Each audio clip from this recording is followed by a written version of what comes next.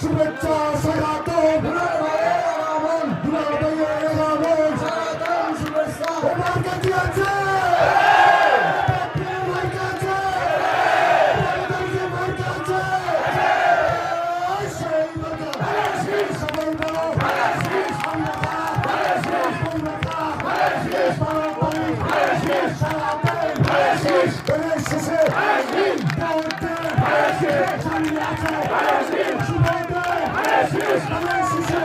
বিপদে পরিচালিত করছে।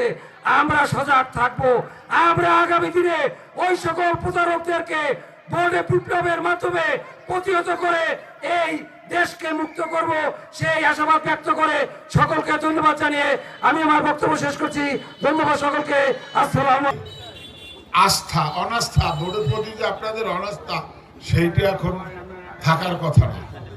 বেগম খালেদা জিয়া এবং তারেক রহমানের নেতৃত্বে বিগত দিনে আন্দোলন সংগ্রামের মধ্য দিয়ে পরবর্তীতে জুলাই বিপ্লবে বাংলাদেশের সকল রাজনৈতিক দল এবং সাধারণ মানুষের অংশগ্রহণে সকল পর্যায়ের মানুষ অংশগ্রহণ করে এই শেখ হাসিনাকে গণ অভ্যুত্থানের মধ্য দিয়ে তাকে এই দেশ থেকে বিতাড়িত করতে বাধ্য হয়েছে।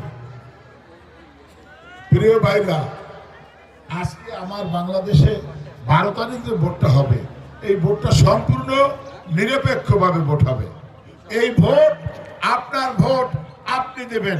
বেগম খালেদা জিয়ার বক্তব্য বাংলাদেশের মানুষের ভোটের অধিকার প্রতিষ্ঠা করার জন্য তিনি দীর্ঘদিন আন্দোলন সংগ্রাম করেছেন।